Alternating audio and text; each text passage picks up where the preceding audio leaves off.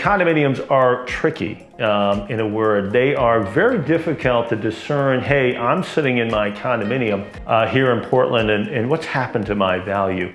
The inventory is so varied, the locations are so varied, that the numbers have to be taken with a bit of grain of salt. And as with any of these segments, I encourage you to reach out to us. We can come and talk to you about how the market's affected your particular property.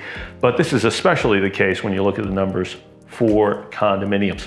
Now, we did see a median price increase in condominiums by about 11%. The median sale price went from about $423,000 up to $469,000. So not a tremendous increase, but again, you have to understand that there's condos that are put on the market and dated. Maybe there was 50 years dated and need a bunch of updates. And then you're blending those with brand new luxury units, and how do we come up with these averages and medians, right? So it's a very tough thing to take the data and translate it to you. However, one of the most fascinating parts, and we did a big segment on this over the summer, and we just followed that throughout the year. And really the story with condominiums was the higher end condominiums and what we're calling the super luxury units. Now, probably because of COVID, probably because of folks moving here from larger metropolitan areas where the equivalent condo in Manhattan or San Francisco or Chicago or LA, Seattle, etc., is going to go for a 10 times factor of what we're charging. They're coming here and they're paying dollars, which we find to be completely shocking and unfounded. But again, it's probably a bargain compared to where they're coming from.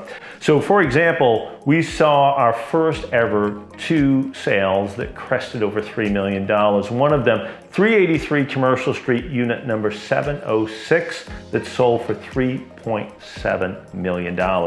The next thing we look at is the increase in price per square foot. Now, that's kind of an interesting thing for condominium owners. You know, I live in a 400 square foot unit. I take the price per square foot and it gets me what my unit is worth, right? However, again, it really depends on exactly where, it depends on what, it depends on how updated, etc. So these numbers can be a little bit tricky, but it went up about 18%, the median price per square foot, from about $364 a square foot to last year, $432 a square foot. However, we have seen our first ever $1,500 a square foot unit selling, and that's at 166 4th Street. And last year there were 4 units that sold for $1,000 a square foot or more. Now, these are really unprecedented numbers, and when you couple that with these luxury units, and again, when we say luxury units, we're usually talking about units with incredible views, wonderful decks, elevated buildings, you know, significant amenities, garages, etc. So we're combining this high-end fit feel, and there are buyers out there that are coming in. So we expect to see many more of these types of buildings that are going to be targeting these high-end buyers. When I look at 2022, I look at a very, very hot market. I look at repeating the past of 2021. I expect our spring market to be the strongest it has ever been, and values to continue to increase.